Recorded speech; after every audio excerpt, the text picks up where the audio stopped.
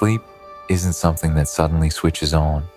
It isn't something you force, and it isn't something your brain forgets how to do. Sleep is built quietly, gradually, and in layers. Every night, your body follows a natural architectural plan. That plan is guided by something called your circadian rhythm.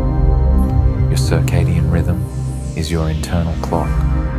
It runs on roughly a 24-hour cycle, and it takes its cues from the world around you, especially light and darkness.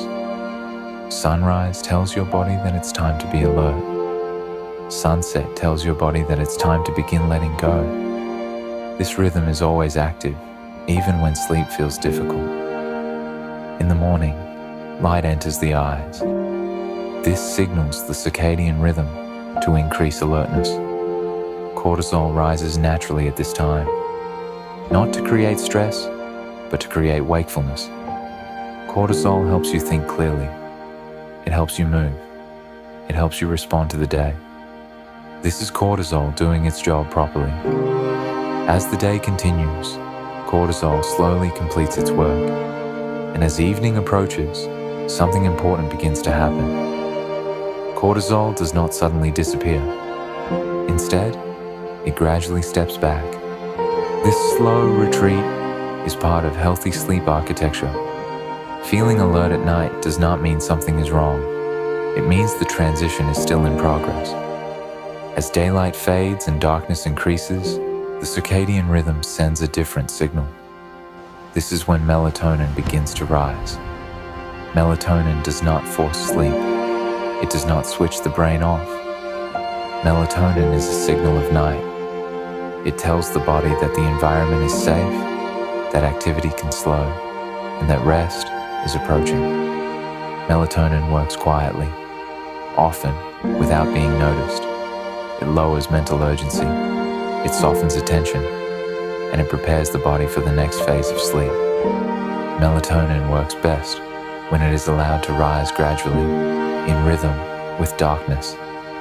At the same time, another important change begins to occur. Your core body temperature starts to slowly drop. This drop is not accidental. It is a signal from the circadian rhythm that sleep is approaching. A cooler body supports deeper rest. This is why sleep often feels easier in a slightly cooler environment. Sleep arrives when several systems align together.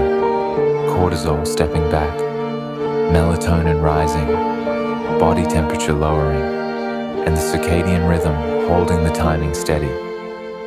This alignment is called the handover. The handover is gradual. There is no switch. There is no exact moment you are supposed to fall asleep. Trying to rush this process often delays it. Effort raises alertness. Alertness raises cortisol, and the handover pauses. Even waking briefly during the night does not mean the system has failed.